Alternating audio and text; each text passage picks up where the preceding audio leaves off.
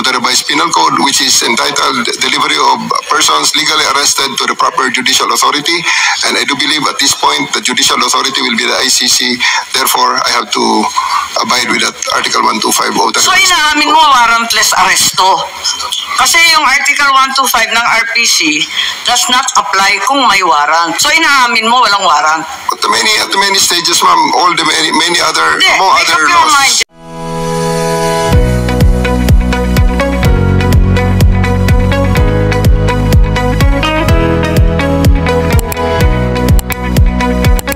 Attorney Medialdea na obstruction of justice. We're about to load an arrested person into a plane to transport him to the tribunal who issued the warrant. And Attorney Medialdea is preventing us from doing that. He shouted at us and intimidated us, including the president intimidating me. Alam ko malaking tao si Attorney Medialdea pero hinarang ba kayo? Tinulak ba kayo? Wala namang ginawa eh. Hindi naman nadadaan sa salita yung obstruction eh.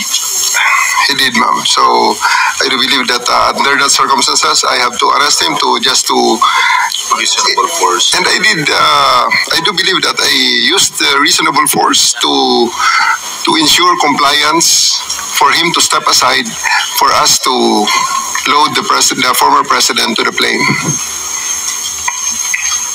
So yun lang yung obstruction dahil nagsisigawan yung mag-asawa? He is preventing us from doing our job of loading the former president to the plane. Hinarang ba kayo? Yes, ma'am. Anong ginawa?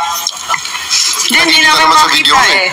Ang nakita ko lang, pinipilit niyo iposas, hindi magkasya yung posas. Yes, that's one thing, ma'am.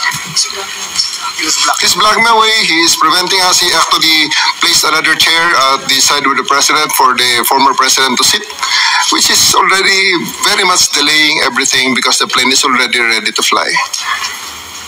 Ba't kayo masyadong nagmamadali?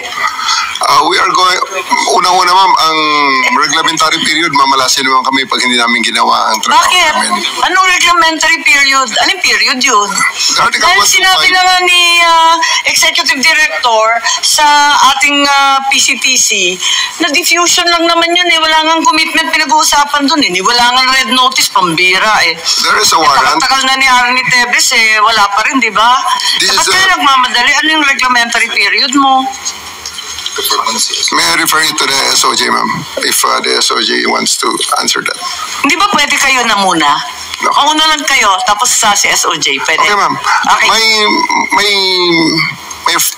My main processes during the time is that I have implemented a warrant, and it is therefore the person is already arrested by virtue of a legal warrant, and Article 125 comes to play of the revised penal code, which is entitled Delivery of Persons Legally Arrested to the Proper Judicial Authority. And I do believe at this point the judicial authority will be the ICC. Therefore, I have to abide with that Article 125 of the... So inaamin mo warrantless arresto?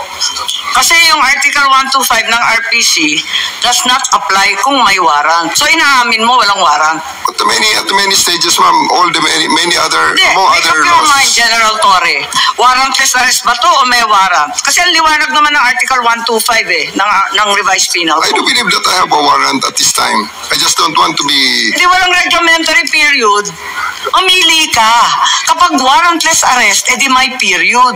Kapag may warrant, walang period. Just the same, ma'am, I have to deliver Hindi him to the pareho judicial yun, proper authority. kapatid. Hindi magkapareho yun. The reglementary period only comes into play when there's a warrantless arrest in accordance with Article 125 of the revised penal code. Di po ba? At saka may kinalaman yun sa delivery of the accused and arrested. Di po ba?